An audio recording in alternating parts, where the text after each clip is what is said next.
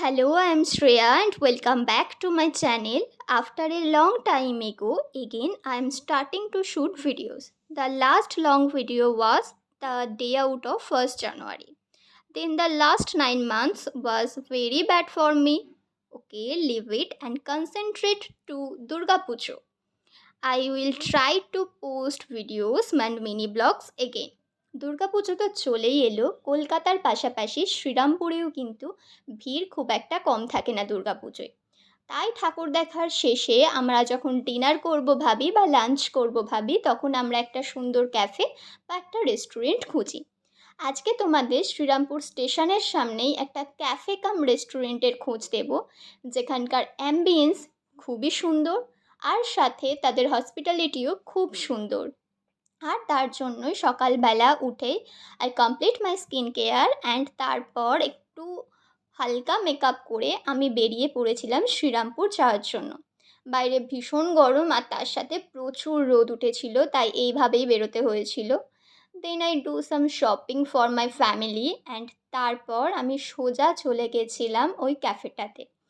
এই ক্যাফেটা রয়েছে একদম শ্রীরামপুর মানসী বাজারের ফার্স্ট ফ্লোরে। এই ক্যাফেটার নাম হলো ওংস মোমো।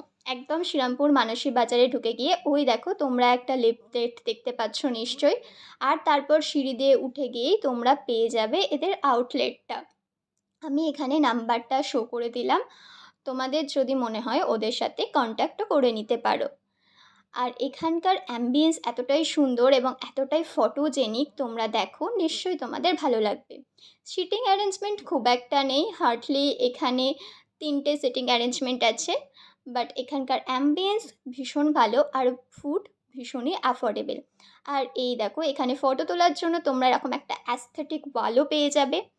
আর খাবারের প্রাইস হচ্ছে ভীষণই কম, তোমরা দেখতেই পাচ্ছ। আর এখানে খুব সুন্দর সুন্দর কিছু কম্বোও পাওয়া যায়, সেটাও আমি তোমাদের শো করে দিলাম। আর এখানে মকটেলের প্রাইসও ভীষণ সুন্দর। আমরা নিয়েছিলাম চিকেন স্টিম মোমো, 6 পিস ছিল আর ভীষণই জুসি ছিল। আর এর প্রাইস ছিল অনলি 50 রুপিস। আর এদের যে সসটা থাকে এটা ওদের ইনবিল্ট, আর এটা ভীষণই সুন্দর ছিল। আর দেখো মোমোটা ভীষণ গরম ছিল, তার জন্য আমি ফার্স্টে তুলতে পারছিলাম না। আর মোমোর যে স্টাফিংটা ছিল সেটাও কিন্তু ভীষণই সুন্দর ছিল। দেন তারপর মোমো খাওয়ার পর আমরা নিয়েছিলাম ফ্রাইড রাইস আর চিলি চিকেন। সেই ফ্রাইড রাইস আর চিলি চিকেনের কম্বোটার প্রাইস ছিল 180 রুপিস। আর যা কোয়ান্টিটি ছিল তা আমার একার পক্ষে খাওয়া সম্ভব হয়নি, আমরা তো এখানে দুজনে শেয়ার করে খেয়েছিলাম ফ্রাইড রাইস আর চিলি চিকেনটা। চিলি চিকেন ছিল 4 পিস আর বোনলেস চিকেন ছিল। আর খাবারের যদি আমি রিভিউ দিই, food is too good, quality quantity is too good. তোমরা একবার ট্রাই করতেই পারো, ভীষণই অ্যাফোর্ডেবল রেঞ্জে এই ক্যাফেটা। আর এখানকার যে স্টাফেরা আছে তাদের হসপিটালিটি ভীষণ ভালো, তাদের বিহেভিয়ারও ভীষণ ভালো। তো আমরা খাওয়া দাওয়া শেষ করার পর ওরা আমাদের একটা আইসক্রিম প্রোভাইড করেছিল ফ্রিতে। অ্যান্ড আমি জানি না কেন করেছিল, এর আগেও আমি গেছিলাম তখন কিন্তু করেনি, বাট এবারে করেছিল। তো চলো টাটা, একবার পুজোতে ট্রাই করো এই ক্যাফেটাতে। টাটা।